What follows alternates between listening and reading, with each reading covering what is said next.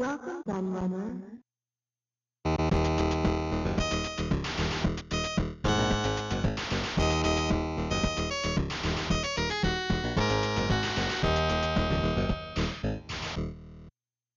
In one of my recent documentaries, I covered the story of the SNK Neo Geo, the very first console to use hardware that was identical to its arcade counterpart. Now, this isn't really a secret. Most people out there are well aware of the Neo Geo and what it could do. But there are many folk out there who still believe that SNK's machine represented the first time arcade owners were able to change games without having to swap out any hardware or update the cabinet in some way. While the Neo Geo is certainly the best known example of an interchangeable arcade system, it was far from the first, and that is the story I want to bring you today. Now, SNK had been a big name in the arcade industry for several years before the Neo Geo arrived, and the same can be said of the company we're going to talk about here. Data East was founded in 1976 in Suganami, Japan, and across their lifetime they produced over 150 different video games. Their very first coin-op was a title called Jacklot, which was an interesting cross between a traditional slot machine and an arcade video game.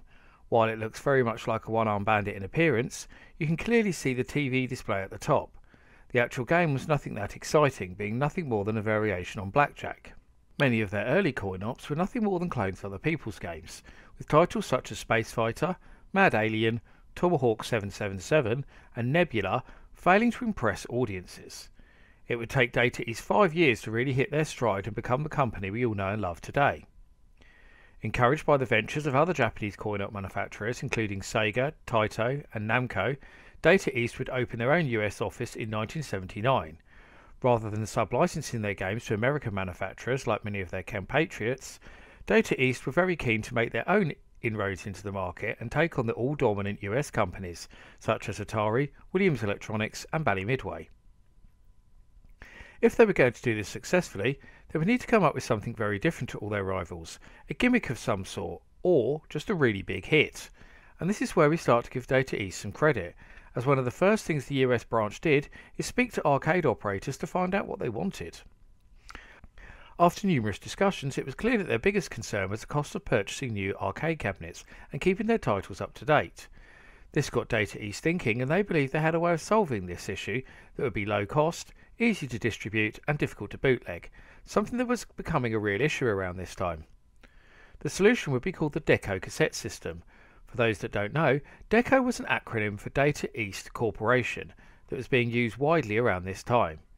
It would first debut in December 1980, just a year after the US branch opens, and available in both traditional stand-up and cocktail table variations.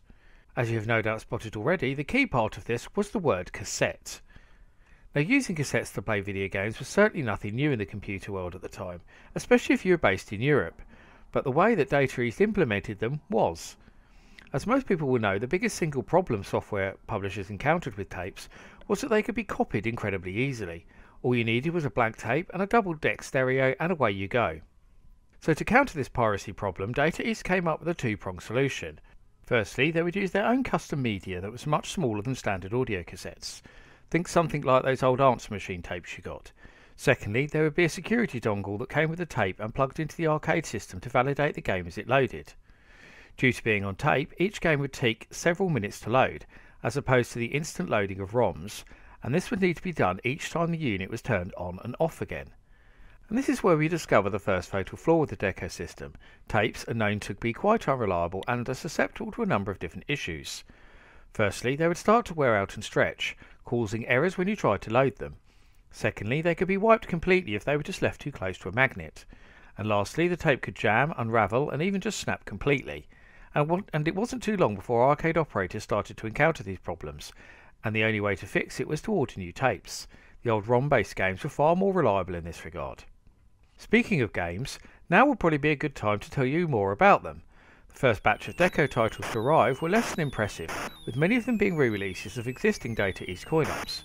In fact, the very first Deco game, Highway Chase, was nothing more than a rebadged version of the rather underwhelming Mad Alien. However, 10 games in, Data East would begin to find their groove, and in June 1981, the first truly successful Deco game would arrive in the form of Lock and Chase. In many ways, Lock and Chase is far from original, as it plays a lot like Pac-Man in many ways. You're a burglar robbing a bank of all of its gold, which replaces the power pellets of Pac-Man. The bank is like a maze, of course, and you're not the only one out there. 4 security guards are trying to stop you, replacing the ghosts. Sounds just like Pac-Man, right? Well, there are a few differences, first of which is that there are no power pills like Pac-Man to turn the tables, so you're constantly running. Secondly, there are doors all around the maze that can be slammed shut to block the guards, and any 2 can be shut at one time. Once you've grabbed all the bars, the door to the exit opens and you can move to the next level. During play, bonus items appear in the centre of the screen that can be picked up for extra bonus points. It's a fun take on the traditional maze game formula that was soon picked up for conversion to the home consoles of the time. Encouraged by the success of Lock and Chase, Data East decided to step up their development for the Deco cassette system. But it would take them a while longer to come up with another title with enough widespread appeal to satisfy arcade audiences. In fact, another 14 games would come and go before the company found their next big hit. And much like waiting for a bus, when it did arrive, 2 would turn up at once. Released nearly a year after Lock and Chase in 1982, Burger Time would become the undoubted star of the Deco lineup, and by far the most popular game released on the format. In this classic arcade game, you control our hero Peter Pepper, who is trying to build himself some burgers. To do this, you must go around the screen and walk over the length of each ingredient: bun, meat patty, tomato and lettuce, so it falls one level down. If it lands on top of another ingredient, then that in turn drops another level too. Each burger is completed when all of the vertically aligned ingredients have dropped from their platforms onto the waiting plate below. While making these burgers, Peter Pepper must also deal with the 3 enemies who are out to stop him, called Mr. Hot Dog, Mr. Pickle and Mr. Egg. The enemies can be hurt or stopped in different ways. Dropping bits of the burger onto them kills them, albeit temporarily, while a blast from your pepper pot stuns them for a short time. If you are clever, you can also trick an enemy to walk onto the ingredient just as you finish walking across it to drop them both. As the game goes on, the levels get much harder with more platforms, less routes for escape and more difficult to reach ingredients. Bonus items will also appear from time to time, including extra pepper. I have to confess that Burger Time is my favourite early arcade platformer out there. One hit is soon followed by another, as Bump and Jump arrives shortly after Burger Time, and, much like the 2 previous games I mentioned, it proves to be a big hit with both arcade and home audiences. In Bump and Jump, the goal is to drive from the beginning of the level to the end while bumping other road users into obstacles and jumping over various hazards such as bodies of water. Due to the bird's eye view of the game, you can't see larger obstacles until it's too late to jump, so it handily displays a flashing exclamation point when these hazards are about to appear. The other vehicles come in 2 different types, cars and trucks. Whilst the cars can be bumped into obstacles or jumped upon, the trucks can only be destroyed by jumping on them. Players earn bonus points by bumping into the other vehicles and causing them to crash. If you manage to complete a level without destroying another car, you receive a 50,000 point bonus. Though this is hard to achieve, it effectively lets you play the game in 2 ways, good or bad, which is very ahead of its time. I've always loved playing Bump and Jump ever since picking up the excellent Atari 2600 version as a kid, and I still think it's well worth a play today.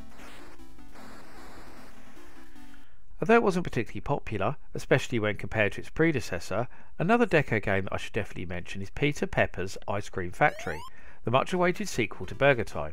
The main reason for the lack of success is probably down to its timing more than anything else, because it was actually a very enjoyable game, albeit not quite as great as the original. Released in 1984, right at the tail end of the North American video game crash, most arcade operators had since dumped their Deco units or closed down completely.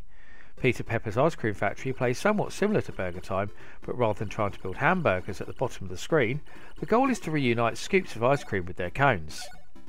Unlike Burger Time, in Ice Cream Factory the player does not need to walk on top of the ice cream, but instead you need to kick it so it lands on top of an empty cone. Peter Pepper does not have any sort of attack in this game, but can now jump to avoid the enemies, or kick scoops of ice cream towards them to take them out. If you enjoyed Burger Time, then this sequel is definitely worth checking out.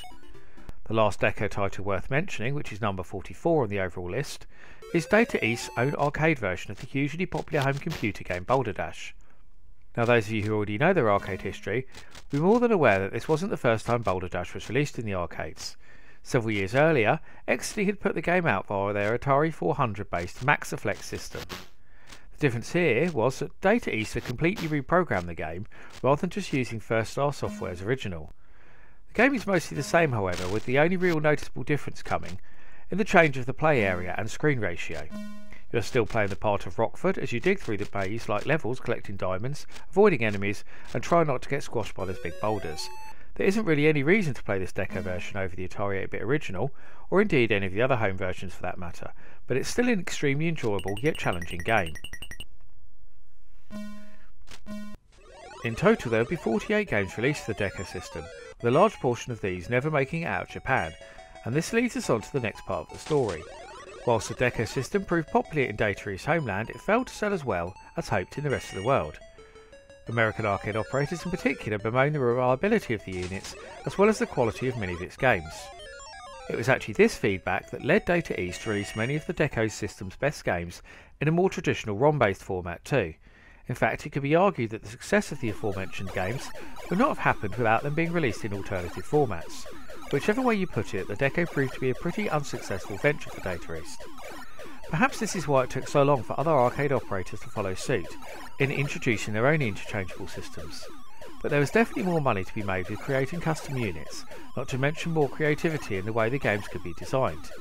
This is further proved by Ballet Sentai, who also tried out the idea of an interchangeable arcade system with the obscure and ultimately unsuccessful SAC-1 in 1984. The only mildly popular game to come out of this format was the 2-on-2 Ice Hockey Fest Hat-Trick. The Deco cassette system was officially discontinued in 1985, with Data East going on to achieve much greater success with more traditional ROM-based arcade games such as Robocop, Atomic Runner, Two Crew Dudes, Vapor Trail, Captain America and the Avengers, Joe and Mac Caveman Ninja, The Real Ghostbusters, Windjammers, and possibly the greatest title of any video game in Bad Dudes vs Dragon Ninja. Unfortunately, after failing to adapt to new trends in the video game industry, Data East stopped making video games completely in 1999 and finally declared bankruptcy in 2003.